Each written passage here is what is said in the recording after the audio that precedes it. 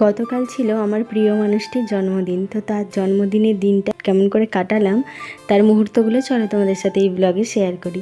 সকাল থেকেই ব্লগটা শুরু করেছিলাম, আর তখন ঘড়িতে প্রায় বাজছে 5টা 10-15 মতো। তো তখন চারিদিকে রোদ ওঠেনি, সেই সূর্যি মামা উকি দিচ্ছে। আর এইদিকে দেখো মা সকালে সমস্ত বাসি কাজ সেরে গিয়েছে এখন খামারে তিল মিলতে। তো এখন তিল পেকে গিয়েছে, তো সেইগুলো আদায়ের জন্য এখন মেলা হচ্ছে। মা তিল মিলতে গিয়েছিল খামারে, আর আমি মায়ের কাজগুলো একটু একটু করে আগিয়ে রাখার চেষ্টা করছিলাম। তো নিচে এসে আমি গিয়েছিলাম ফুল তুলতে। আর আমাদের বাড়িতে সকালবেলায় আগে ভগবানের পুজো করা হয়, ভগবানকে সেবা দেওয়া হয়, তারপর বাড়ির সবাই আমরা খাওয়া দাওয়া করি। ফুল তুলে নিয়েছিলাম, সাথে দুব্বা তুলসীও তুলে নিয়েছিলাম। বৃহস্পতিবার ছিল, মা লক্ষ্মীর পুজো হবে। তো তারপর ফুল তুলে নিয়ে ওপরে যাব, মেয়ে ঘুম থেকে উঠে পড়েছে।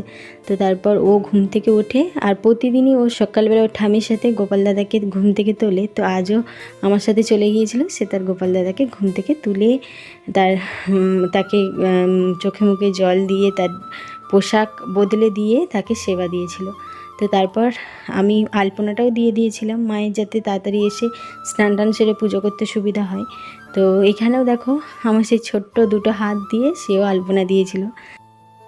এদিকে সবজিপাতি বার করে নিয়েছিলাম মানে রান্নাবান্নার জন্য। আর এইদিকে দেখো আমরা রান্নাবান্নার জন্য সবজি কাটবো কি, এদিকে আমার মেয়ে নিজেই তার বাবার জন্য রান্না করবে বলে সবজি কাটতে বসে পড়েছিল। বাবার জন্য আজকে তুমি কি করবে?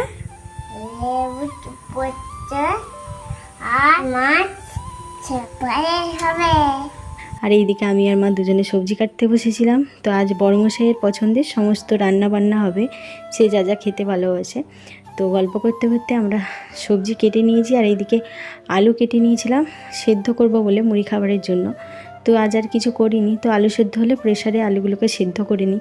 তো প্রেশারে আলুগুলো বসিয়ে দিয়েছিলাম। আর এইদিকে দেখো সবজিগুলোকে ধুয়ে জল ছড়তেও দিয়ে দিয়েছিলাম। এইদিকে বড়মশাই কালকে পুজোর জন্য রম্বা ঠাকুরের মিষ্টি নিয়ে আসছিল।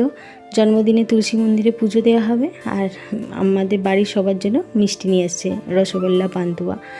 আর এইদিকে দেখো আমি এইদিকে পায়েসের জন্য সমস্ত জোগাড় যন্ত্র করে নিয়েছি। পায়েসের চাল, গোবিন্দভোগ চাল, কাজু, তার সাথে এলাচ, তারপরে কিশমিশগুলো ভিজিয়ে নিয়েছিলাম, ঘি, আমুল দুধ, গরুর দুধ। আর এইদিকে মানে যে আমাদের বাড়ি থেকে মাছ দিয়ে যায় কাকু, সে চলে আসছিলো। তো বাবা কাল ফোন করে দিয়েছিল যে মাছ আনতে, আর তো মাছ নিয়ে আসছে। তো একটা বড় সাইজের রুই মাছ নেওয়া হয়েছিল, আর তার সাথে চিংড়ি মাছ নেওয়া হয়েছিল, এই যে মাছ। আর এইদিকে দেখো মুড়ি খাবারের জন্য যে আলু সেদ্ধগুলো বসিয়েছিলাম সেগুলো সেদ্ধ হয়ে গিয়েছে। প্রেসারে ওই 2টো সিটি দিলেই ব্যাস আলুগুলো সেদ্ধ হয়ে যায়।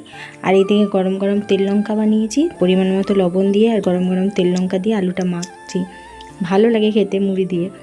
আর এইদিকে দেখো মা মাছ কেটে স্নান করে নিয়েছে, স্নান করে পুজোর জোগাড়ও করে নিয়েছে মন্দিরে নিয়ে এখন বড়মশাইয়ের জন্য পায়েস বসাচ্ছে।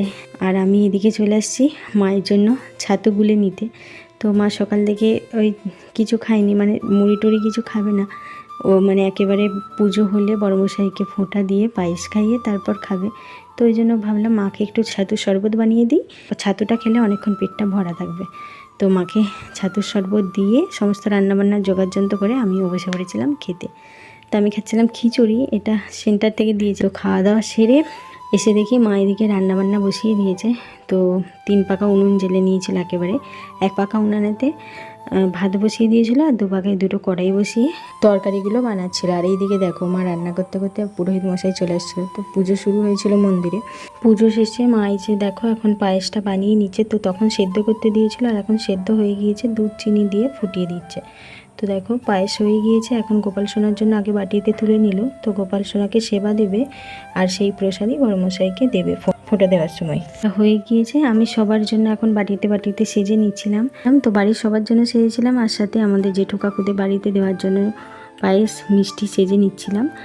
আর এইদিকে দেখো বড়মশাইকে ফোঁটা দেওয়া হবে, তো ওই জন্য এইদিকে প্রসাদটা মানে ঠাকুরের যে প্রসাদ রম্বা, তার সাথে মিষ্টি আর গোপাল সোনার প্রসাদ, এদিকে রয়েছে চন্দনের বাটি, খুনছি। তো এখন চলছে ফোঁটা পর্ব। তো 2 মা মিলে এখন তাদের ছেলেকে ফোঁটা দিচ্ছে। হচ্ছে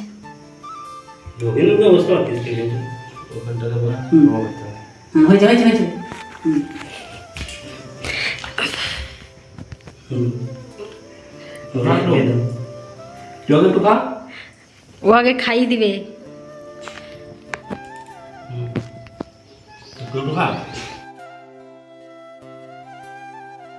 তো ফোঁটা পর্ব শেষে এখন মা চলে আসছে রান্নাঘরে বড়মশাইয়ের জন্য ভাতের থালা সাজতে। তো আজ মেনুতে কী কী হয়েছে দেখো, ভাত হয়েছে, সাথে ঝিঙে ভাজা যেটা বড়মশাইয়ের খুব প্রিয়, আর রুই মাছের পেটি ভাজা যেটা খেতেও খুব ভালোবাসে, পোস্তর বড়া, চিংড়ি মাছ ভাজা, আর এইদিকে রয়েছে দই পটল আলু ভাজা গোল গোল করে পোস্ত ছড়িয়ে, আর চাপানোটে শাক ভাজা বাদাম দিয়ে, আর রয়েছে ভেন্ডি ভাজা, বরবটি ভাজা, পটল ভাজা, বেগুন ভাজা, মাছের ঝোল, চাটনি, পাঁপড়, পাকা আম, পায়েস, দই, মিষ্টি আর স্যালাড কেটে নিয়েছিলাম।